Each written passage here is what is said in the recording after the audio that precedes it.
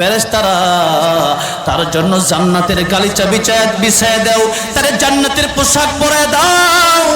সেই ব্যক্তি হাজার হাজার বছর ঘুমাবে, ইসরাফিল আলাইহিস সালাম সিঙ্গার ফুৎকার দিবে, ওই ব্যক্তি উঠে বলবে কে আমার ঘুম ভাঙালো।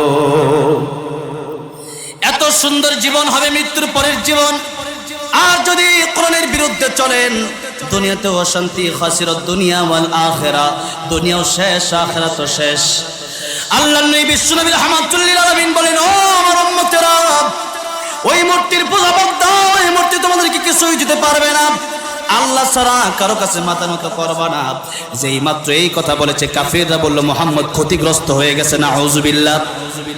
বলল মুহাম্মদ সাল্লাল্লাহু আলাইহি সাল্লাম তোমাকে বাড়ি দেওয়া হবে, গাড়ি নারী যা চাও সব দেওয়া হবে।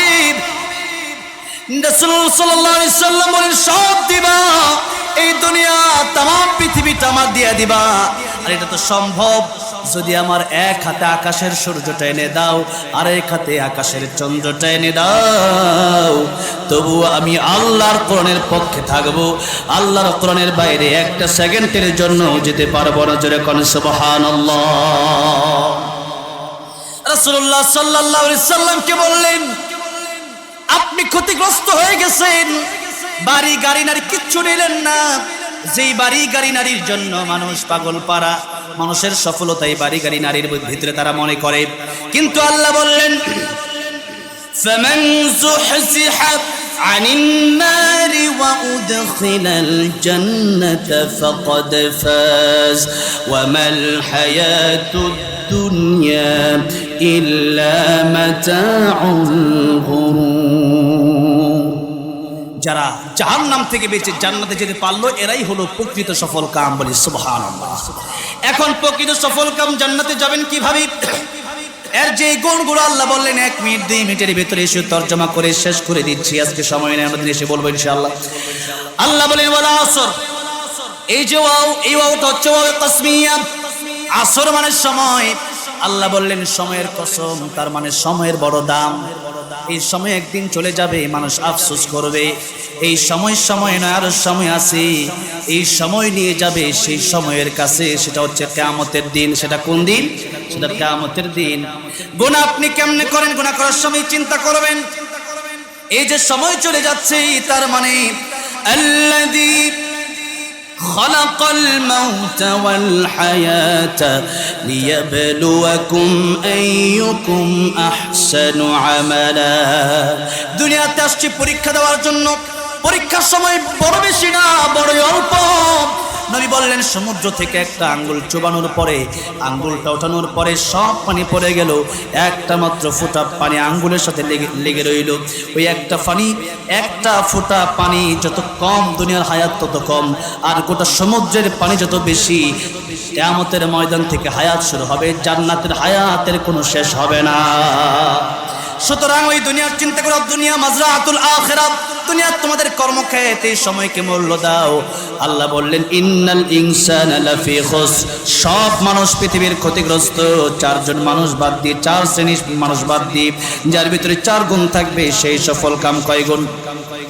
ইল্লাল্লাযীনা আমানু, যারা ঈমানদার, ওয়া আমিলুস সালিহাত, যারা নেক আমল করবে, ওয়া তাওয়াসাউ বিল হক, আর ঈমান এনে নাম আর আমল করে এটা বসে থাকলে হবে না, এটা অপর ভাইকে দাওয়াত দেওয়ার দরকার আছে না নাই? দিতে হবে।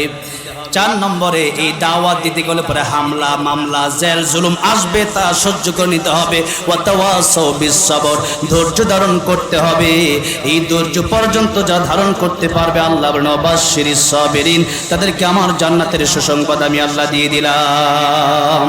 এই জন্য আমরা যেন এই 4 গুণ বলা হয়ে আমরা যেন ধৈর্যের সাথে ঈমান আমল বাস্তবায়ন করে মানুষকে দিনের দাওয়াত দিয়ে আল্লাহর কাছে যেতে পারি, জান্নাতি হয়ে যেন আল্লাহর দরবারে কিয়ামতের ময়দানে উঠতে পারে। আল্লাহ সেই তৌফিক দান করেন। সকলে বলেন আমিন।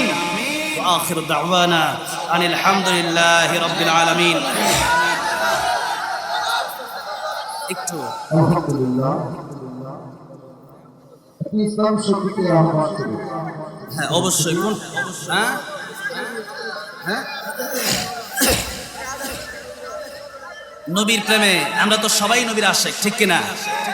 আলহামদুলিল্লাহ। এবার হজে যেতে 8-10 লাখ টাকা লাগে, আমাকে একজন বলছে আপনাদের ফিরে নিয়ে যাবো। আলহামদুলিল্লাহ, আল্লাহ আমাকে অনেকবার যাওয়ার তৌফিক দিয়েছে। আল্লাহ সবার যাওয়ার তৌফিক দেয়, বলেন আমিন।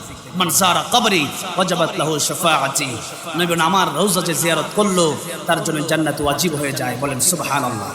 আমি নবী তার জন্য সুপারিশ করি, নবী সুপারিশ করলে জান্নাত ওয়াজিব হয়ে যাবে। এজন্য আল্লাহ সবার যাওয়ার তৌফিক দান করেন, বলেন আমিন। একটা গজল শোনাবো, কি গজল শোনাবো বলেন? হ্যাঁ, বুঝি নাই।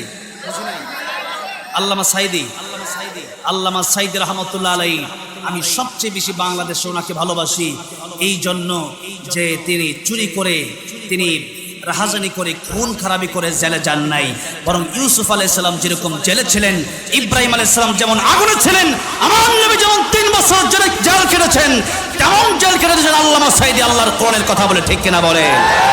শুধু তাই না, আল্লামা সাইদিকে অনেক অফার দেওয়া হয়েছিল। কাতারে আমার সাথে দেখা হয়েছিল শামীম সাইদি সাহেবের, আমাকে বলতেছিলেন যে আমার বাবাকে বলা হয়েছে আপনি কি চান। নবীকে যেরকম অফার দেওয়া হয়েছিল, আমার বাবাকে এরকম অফার দেওয়া হয়েছিল যে আপনি শুধু আমাদের পক্ষে চলে আসেন, আমাদের বিপক্ষে কোনো কথা বলবেন না। আল্লামা সাইদি বলেছেন কোরআনে যা আছে তাই বলবো, জালিমের কাছে কোনো হক্কানি আলেম মাথা নত করতে পারে না। সেই কারণেই আল্লামা সাইদিকে গাজীপুর হত্যা করার চেষ্টা করা হয়েছিল, এরপর ঢাকা ইনজেকশনের সাথে বিষ মিশিয়ে হত্যা করেছে। আল্লামা সাইদি শহীদ হয়েছেন। কি হয়েছেন? যে ব্যক্তি শহীদ হয়ে যায় সে ব্যক্তি মরে না।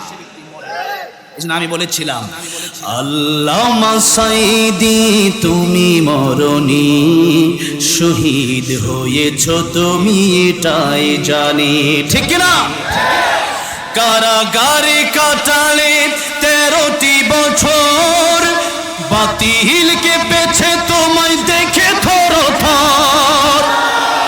কারাগারে কাটালে 13টি বছর, বাতিলকে পেছে তোমায় দেখে থরথর।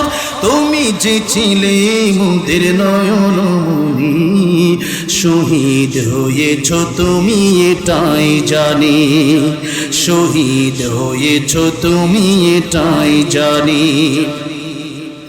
দেখা তো হবে না আর এই জীবনে, দেখা হবে জান্নাত ফুল বাগানে। এই আশা কবুল করো আল্লাহ তুমি, পড়েন আমিন।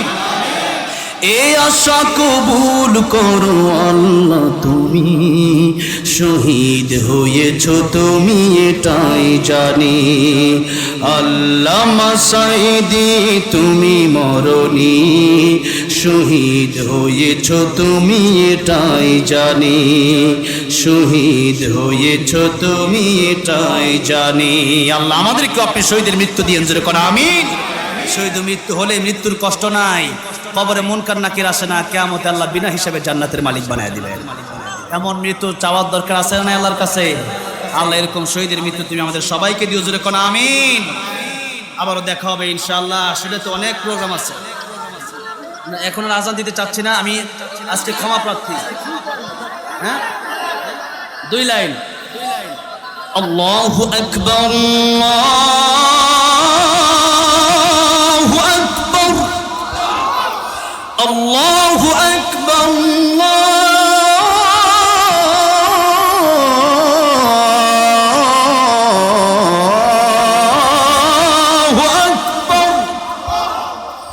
আশহাদু আল্লা ইলাহা ইল্লাল্লাহ,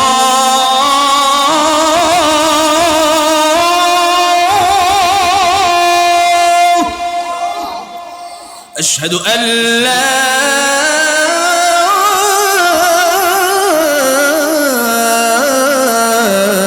ইলাহা ইল্লাল্লাহ।